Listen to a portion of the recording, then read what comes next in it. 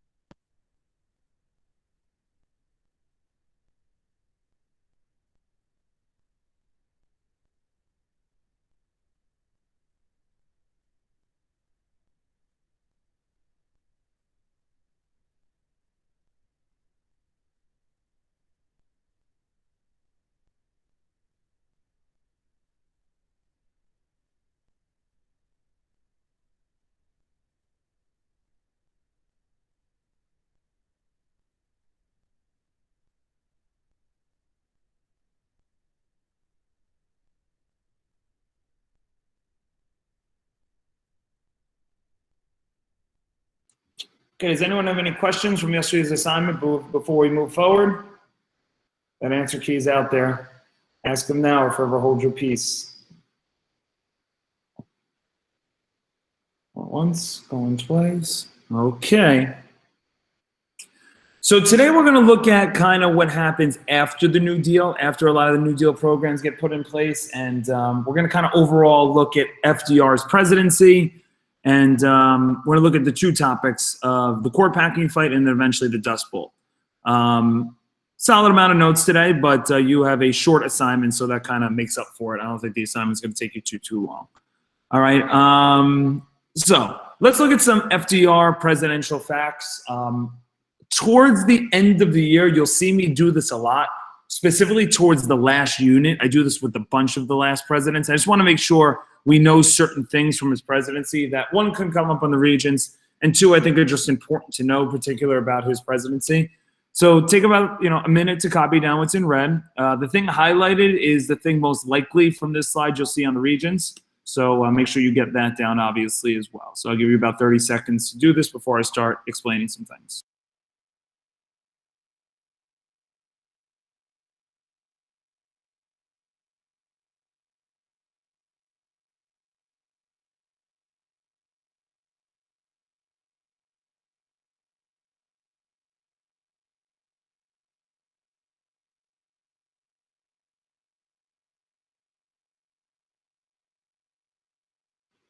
Okay. So he was the president from 1933 to 1945. This has been mentioned in this class already, but you may have known this already, but just let's make it official. He's the only president elected ever to 4 terms. He serves for 12 and a half years. Early on in his 4th term, he will pass away, and his vice president will eventually take over. He's the only president to ever serve more than 2 terms. And not that he was a bad president, but afterwards, I think a lot of people in the country realize, like, this is not something we really want anyone else doing. Basically, the notion was if 2 terms was enough for George Washington, who many people would say is one of the better presidents, then it should be for everyone else going forward. So it was the precedent, meaning that that's kind of what everyone followed up until Roosevelt, who got elected to 4 terms. He kept running for the 3rd term, and then the 4th term, he got elected for the 4th time. So people ended up just saying, you know what, maybe it's best we do away with that, get someone else in. So in 1951, the 22nd Amendment is passed, which is very straightforward. It limits the president to 2 terms max. There is a little bit of a weird situation where you can get elected to a 3rd term.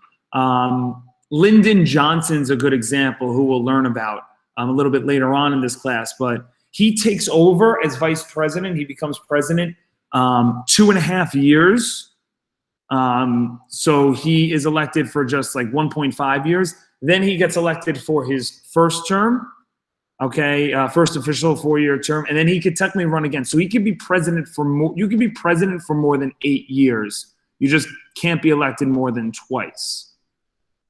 All right, and then there's this like weird thing. So let's say, God forbid, Joe Biden passes away tomorrow. If he passes away and Kamala Harris becomes president, she cannot be president for 2 more terms because it's more than 2 years. So I'm not sure if that makes sense. So you technically can't be president for more than 10 years.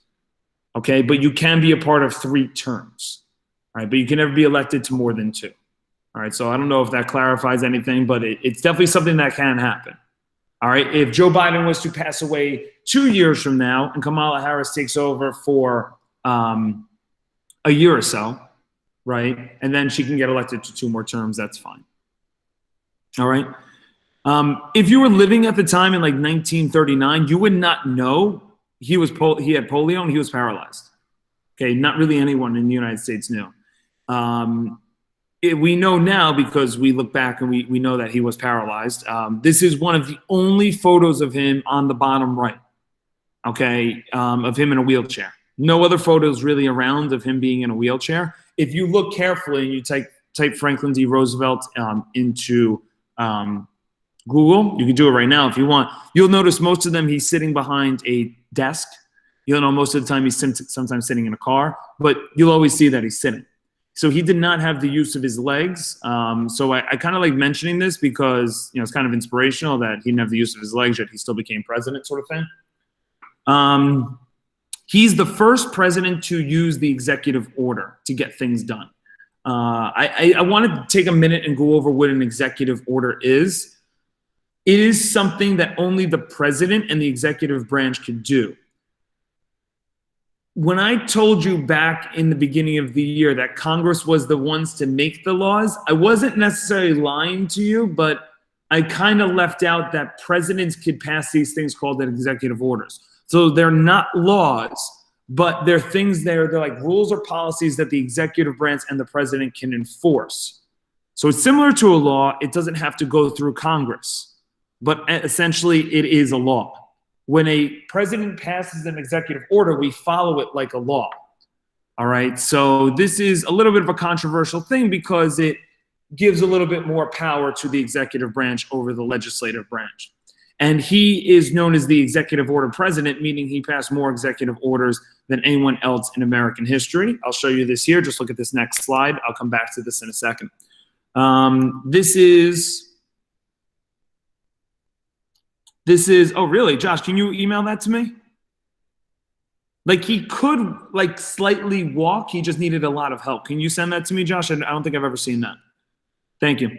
So if you're looking at blue here, these are all the executive orders signed by presidents since, you know, George Washington. As you can tell, Franklin D. Roosevelt has by far the most, over 3,700 executive orders. Woodrow Wilson's 1,800, and then there's a huge drop-off, you know, under that as well. You know, no one's really ever come close to him. Obama and Trump, you know, had something like 200-300. Okay, you know, not really ever close to FDR. Executive orders are interesting because, like, when a law is passed, everyone has to follow that law, including the next incoming president.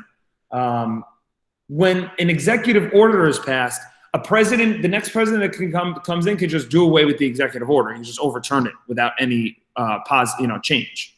Okay, so amendments and laws last a lot longer and they're a lot harder to change. Executive order is very easy. If Donald Trump had an executive order that Joe Biden didn't like, he just gets rid of it. If the next president that comes in after Joe Biden has an executive order that they don't like, they just get rid of it. All right, so they're like temporary laws. I don't know if that's a good way to explain it. Yes, he needed leg braces. So Maheen, that's a little bit of a misconception, okay? He was like the presidential election of 1940. Like, I don't want to get too far ahead.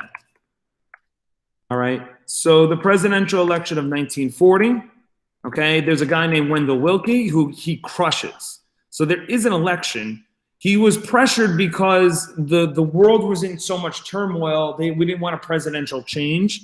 So there's a guy named Wendell Willkie who does end up running and losing, but it's it's I don't know if pressure is really the word. All right, I think he still wanted to be president. I just think they didn't want much change because of World War II. But no, it's not that the election stopped. There were definitely elections in 1940 and 1944. All right, in 1944, just to show you, that's against Thomas Dewey. Okay, so I forgot who the runner was, but it's versus Thomas Dewey. So the elections definitely took place. All right. He's known as a very popular president in American history. Whether you agree with his policies or not is irrelevant. I just think you have to understand he took America through a very tough time. The Great Depression and World War II are two of the toughest events that we go through as a country, and he's our president for both of them. So he really navigates us through, and I definitely think the guy deserves a little respect for that. He had plenty of issues in his presidency. We're about to look at one called the court packing fight. You guys are reading the new book in ELA, right? You guys know about the internment camps already, right? Sort of. Did Ms. Sharetta go over Executive Order 9066 yet? No, but we started reading it, and then I think she said Miss Reed told us to take a break for like testing and stuff. Boo. Okay. So like we didn't really, we read the first chapter, and it was like about Pearl Harbor. Okay. So all that stuff, not to get ahead, all that stuff that we're learning about next week, Pearl Harbor, no, well, that'll be a couple weeks, but we're starting to get into World War II, so it's going to kind of overlap nicely, regardless of when your test is. But you'll learn about Executive Order 9066, which is a very controversial one for sure. All right, so we'll get into that shortly. All right, I don't need anything written down here. I just want to mention this. We are so used to, in America, our politicians like always being front and center on the news. If you go back to Trump's presidency, Obama's presidency, and Biden's presidency, like they're always on the news, they're always on social media, they're always on the radio, they're always on TV. Like they're in constantly everyone's face, right? We can't get enough of the president in society. This was a thing that didn't happen prior to FDR. FDR is one of the first presidents to really like get his message out there to public. So the radio is a huge invention throughout this time. You're going to learn about this more on Monday. And he would give these what's known as fireside chats. Okay, there were these 10 to 15-minute chats that he would talk to the American people about every week, had great ratings, had a lot of people always listening in. And he was the first president to really just speak to the American people and let them know what's going on. You know, what are some of these programs he's doing? What's going on in the country? Are things getting better? Are things getting worse? And just being more open and transparent with the people. All right, this is something we're very used to now in society, but back then it was kind of a rare thing. So he gained a lot of popularity, and why he probably gets elected to 4 terms is people felt like they could relate to him. Okay, you also see him here sitting behind his desk, right? He's not standing at a podium. Okay, when he stood at a podium, the podium covered his legs, so you wouldn't know he was being held up by the braces. All right, so American public felt like FDR was talking directly to them, and their needs were going to be met. All right. Let's go into this. This is really I wouldn't say the first really controversial moment, but this is something where a lot of people push back to what FDR was. Many people consider FDR to be our most powerful president we've ever had. And if you ever had to say if there was a president that ruled most like a king, it was mostly like FDR.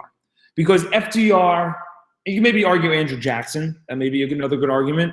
But FDR had so many executive orders, and then he tried to pull things like this that a lot of people push back on. So take a minute and copy this down. It's a big one on the regions, too.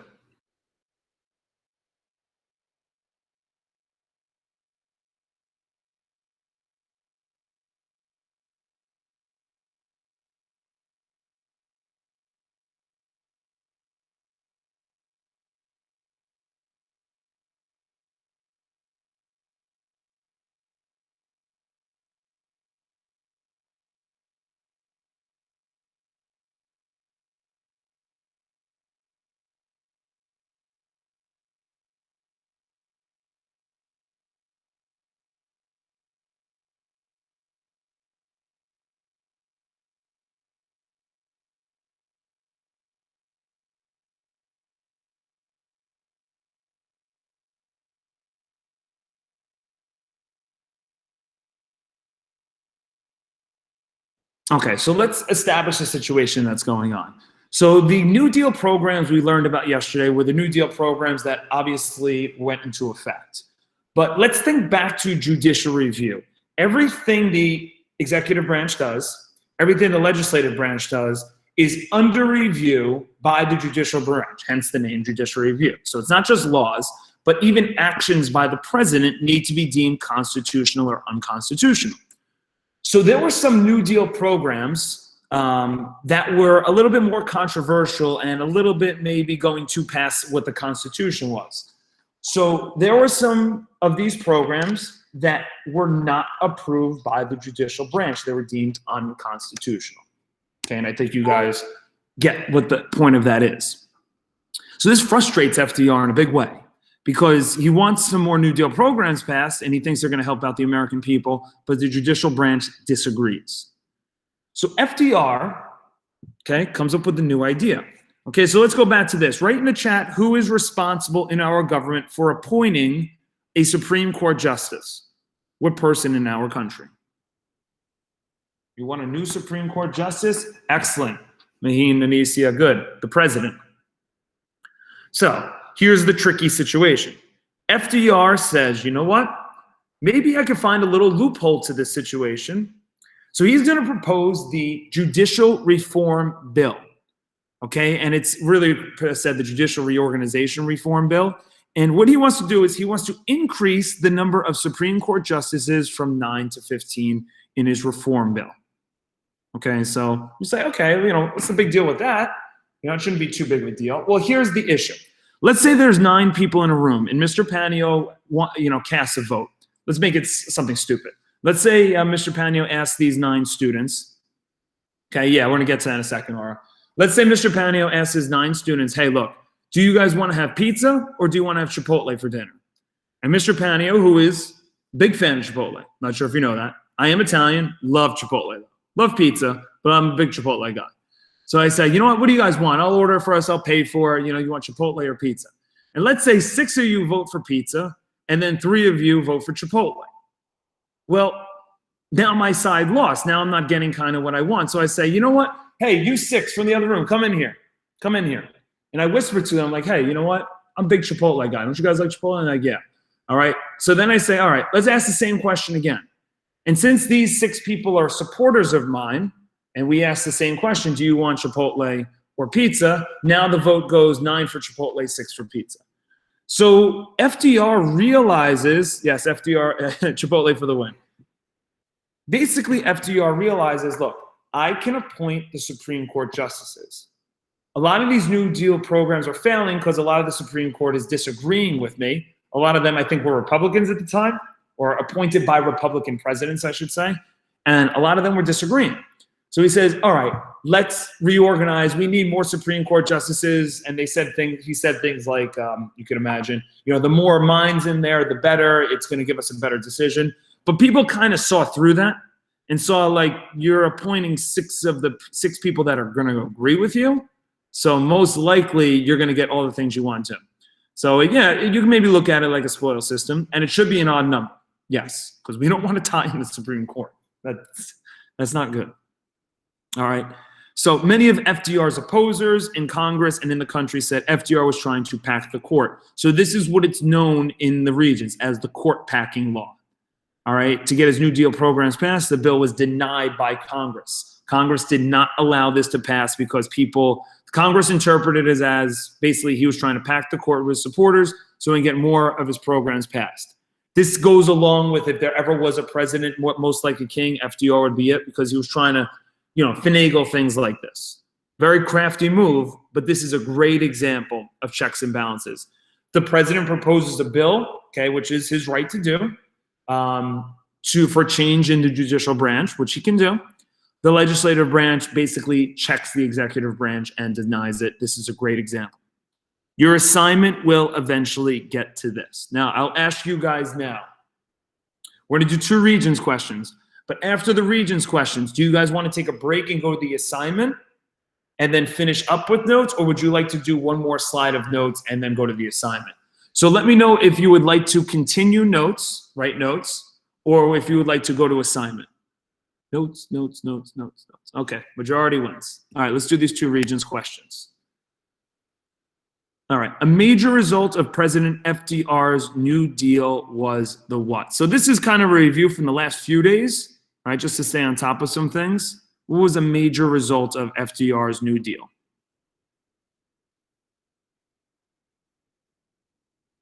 Okay, 2 is correct. We have a much more powerful federal government because they're providing more things for the people. So it's an expansion of the power of the federal government. They're trying to help people that are in need.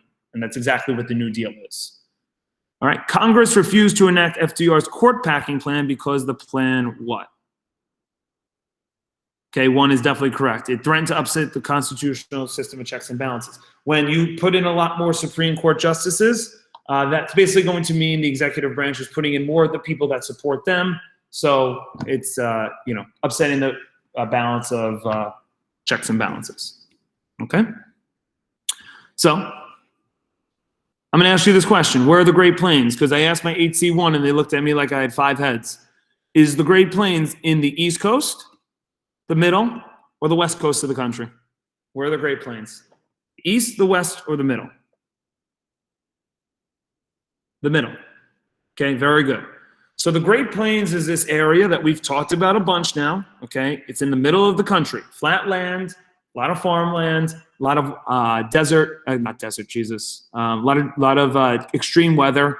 All right, and it's a little bit of a different area than the East and West Coast.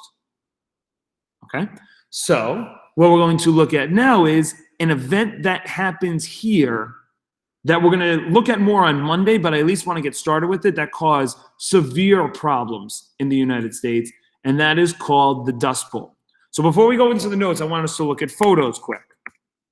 Okay? This is a photo known as a dust storm. Okay? This happens, don't worry about how it happened right now, but this is how it looks. There are these massive storms that work the same way as like a thunderstorm. So you can get a few hours or a few days of rain and thunderstorms, and then it passes by and it's all good. But you can see how large these things used to be. Okay? Yeah, you've probably seen this from 6th grade. This shouldn't be, if you remember from 6th grade, it shouldn't be too crazy. So this is a big thing in Bud Not Buddy. All right? We also have here another large dust storm. This is an even bigger one. I just want to show you the scale of how large it was. Now, if you were to get caught in a dust storm, it necessarily wouldn't kill you. It's not really a risk for that, but you can develop serious medical problems because you're inhaling dust and not air, fresh air, oxygen. So that's a huge problem. Another huge problem, ladies and gentlemen, okay? Another huge problem is that it destroys all of the outside crops. So if you're a farmer, this is devastating, okay?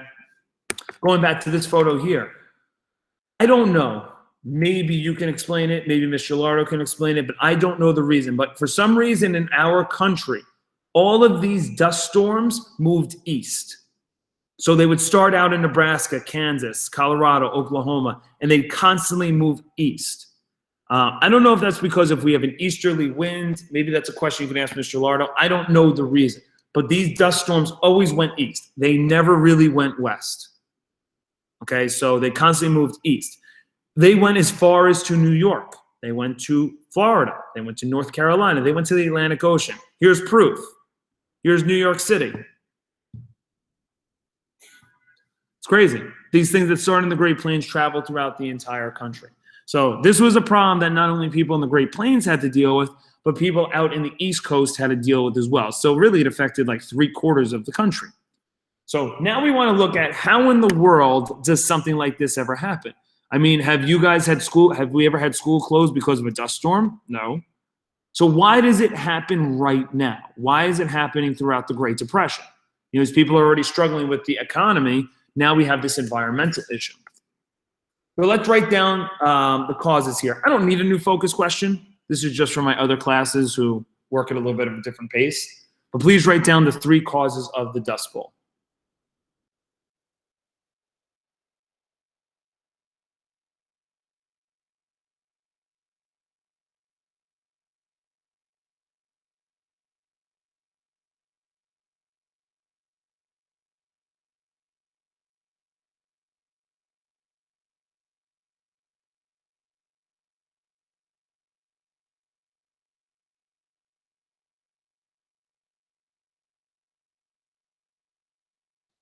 All right, so let's go back in American history really quick, something we're familiar with. We know that the South had a lot of plantations, a lot of farmland, so a lot of farmers, enslaved, worked on that farmland. Eventually in history, Manifest Destiny came along. Those farmers needed more farmland, so they moved out west to the Great Plains. So this is, going back to the 1800s, 1830s, 1840s, what have you. All right, so we've had a long period of time out in the Great Plains, probably close to 100 years, of farmers and farm animals overgrazing and overfarming. Okay, so what happens is when the farmers go out there, they bring their cattle, right? And I'm not sure if you know this about many farm animals, but many farm animals graze the land. They eat the grass, they eat the vegetables, the crops, like that's how they survive. They eat those things. So a lot of those animals were eating the grass, okay? You also have farmers trying to grow crops in the ground. Now, I don't know, look, we're not farmers, most of us, okay? I didn't grow up on a farm. I'm sure many of you didn't either, but you can understand this concept. When you farm in an area, you have this nice, rich topsoil. If you're doing it for decades upon decades upon decades, that nice topsoil that you're growing your crops with becomes like this worthless dirt, okay? It's not rich in soil anymore. Okay, so if you've ever grown a plant at your house or done it in school, you want to have rich soil. You don't want to have like sand. You're not going to be able to grow anything in sand. So you want to have rich soil. All right, for decades, people are over farming and overgrazing and farming on the same land. So this has made this basically type of dirt that is worthless. You can't grow anything on. We should know the Great Plains has extreme weather. They have tornadoes. They have extremely high winds, okay? And they also have a lot of drought. So it's going to start to develop out in the Great Plains are these massive dust storms due to these three things. We had a big drought in the Great Depression that a lot of people out in the Great Plains really struggled with. And then you kind of had this kind of freakish thing start to happen. You started to have dirt rise off the ground and start having this huge dust storm, which we know is the Dust Bowl. I don't know if you guys play baseball or softball, but if you do, you may know what I'm going to talk about here. And if you don't, if you've ever been on a patch of dirt or if you've ever been like on an infield and it's a dry day and it hasn't rained in a while, what happens when you kick the dirt? Let's see if you guys are used to know what it's like to be outside. This is something I can answer easily because I played baseball. But if it's a dry day and it hasn't rained in a while and you kick the ground, if you kick the dirt, what happens to the dirt? Yeah, it turns to dust. So like there's this dust cloud that circulates above the air. Okay, so if you've been outside and it's been a rainy day and you kick the dirt, well, it's going to be mud. Okay, but if it's dry day and it's dirt, it's going to be this dust that forms. When you have all of these things mixed together, you get these massive dust storms that people in the Great Plains and people out in the East had to deal with. So this became a major, major issue. So it wasn't just that people were struggling in the Great Depression in terms of the economy. They had to deal with this environmental issue, which this decimated farmers. Yes, Abigail, that's right. Soccer is the same thing. If you're on a grass field in soccer, that's exactly what can happen. All right? So how does this affect the country? Well, it's going to lead to two major things, one of which is kind of important for the region, so let's take our time and go over it. All right, so write down the two things in blue.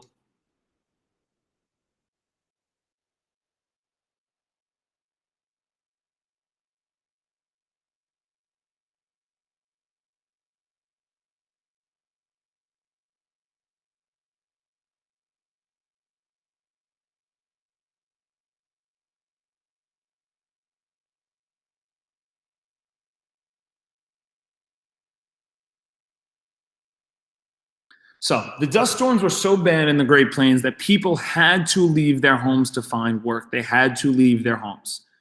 If you're a farmer, when you see, actually, I shouldn't even say it, not even if you're just a farmer, if you just had to deal with these dust storms on a consistent basis, it's very frustrating because the quality of life is just horrible. Everything's covered in dirt.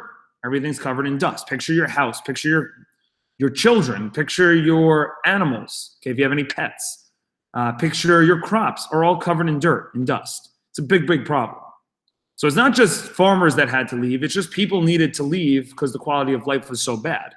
Right? If you walked outside and got covered in dirt, it's not really much of a way to live. It's kind of annoying. All right, this is what consistently happens.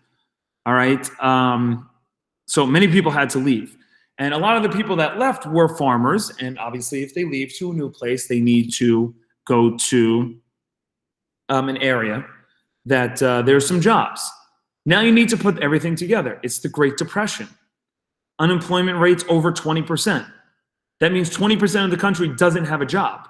So when a person has to leave and go to an area where already 20% of the population doesn't have a job, they're not going to be well liked because now they're competing against more people for a job, right? If we have 44 people in the class right now, and I have 30 jobs available for you guys, okay, that means 16 of you don't have a job. If we add another 12 people to the class, it's going to make it even harder for people to get a job, all right? So these migrant workers, as they were called, workers that left to go find work, went to other areas to the west of the country. They went to places like California, they went to Nevada, they went to Utah, to Oregon, where the dust storms weren't hitting. And they were competing against people who were also looking for jobs, and they were not really welcome.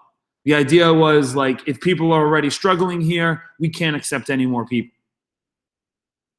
All right, and that led to a lot of discrimination against these migrant workers that really just had to leave because of environment screwing them, geography screwing them. That's all it was. It wasn't that they did anything wrong. You can maybe say that the over farming was a problem, but that's not something I guess they could have predicted could ever happen. All right. So many migrant workers had trouble finding jobs when they moved westward, and they were not treated well. All right. You'll see how these two regions questions look, and then you'll take the last 10 minutes to work on the assignment. Does anyone need more time? Usually, oh no, Milagro wrote it down. We're good. We are good. All right. So the Dust Bowl experiences of the Oklahoma farmers during the Great Depression demonstrated the what?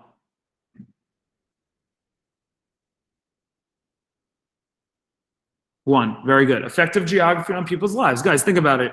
It's just because they lived in the Great Plains. You can't have a dust storm develop if you don't live in a farmland. If you live in New York City, you're not going to see a dust storm in New York City develop there. There's no grass to really do that. It's a city. One way in which the gold rush in 1849, the Dust Bowl of the 1930s are similar is that, oh my God, that was a lot of threes that just came in. I didn't even finish. Yeah, that's what happened. I think you could get that without the Dust Bowl. I think the gold rush people know led to westward migration, but this is just another example. Very fast for number 3, which is great. Okay, so that should be it. Okay, yeah. So let me just go over Monday quick before I let you guys work on your assignment and I take attendance. So Monday is going to be a review. We're going to finish up the Great Depression, and then we're going to review. There's a review video we'll get about halfway through, and then you'll just finish it up for the second period on your own. It's reviewing a lot of the topics of the Great Depression. Starting Tuesday, we start World War II, which I'm very excited to get to you guys with. It's a very, very intense thing that we're going to learn about, some very crazy things. Okay, so I'm very excited to get to that. But we don't spend that much time on the Great Depression. Yes, Abigail. It's called a world. It's like a life-changing or world-changing era. Okay, we'll get to World War II after that, and most of Unit 6 is World War II. We only spend about a week on the Great Depression. Okay, it's not too much. It really just comes down to the New Deal and a lot of things we've talked about. So in terms of the regions. Plus, you guys did a bunch of it in 6th grade, so you guys have a little bit of an understanding already. Lena, way worse.